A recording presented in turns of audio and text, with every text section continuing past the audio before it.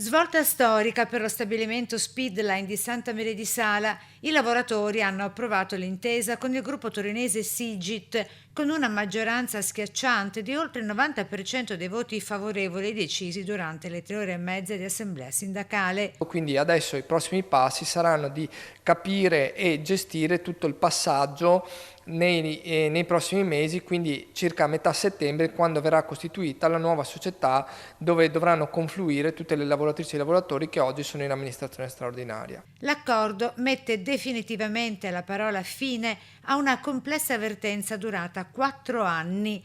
Nonostante alcune dolorose rinunce sul fronte salariale, la priorità assoluta è stata data alla continuità industriale del territorio e alle famiglie dei lavoratori e lavoratrici dello stabilimento salese. Il primo obiettivo era quello di mantenere il presidio industriale a Santa Maria di Sala e questo siamo riusciti a farlo, nel senso che la sede e il sito produttivo rimarranno là, le produzioni continueranno a rimanere lì. Il secondo tema riguardava quello occupazionale. Siamo partiti da un limite di 160 lavoratrici e lavoratori che dovevano passare e nella discussione siamo riusciti ad arrivare a portare di là quasi l'intera occupazione, quindi 202 lavoratori.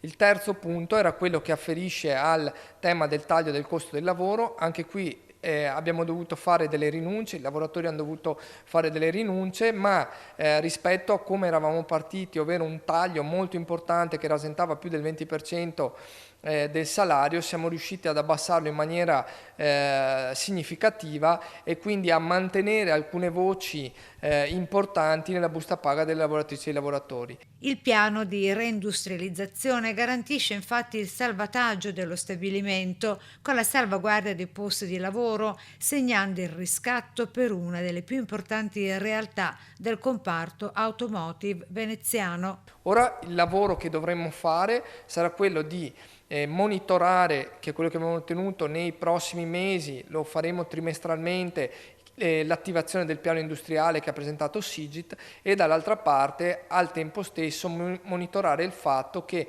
nell'arco dei prossimi mesi e del prossimo anno si possa provare a riconquistare tutti quegli istituti, quelle indennità che andavano a valorizzare il salario e la dignità dei lavoratori di Speedline e che in qualche modo in quota a parte abbiamo perso. Soddisfazione da parte dei sindacati che parlano di una vittoria delle responsabilità che permette alla storica fabbrica di Cerchi in Lega di ripartire. E io credo che adesso si veda una piccola luce in fondo al tunnel.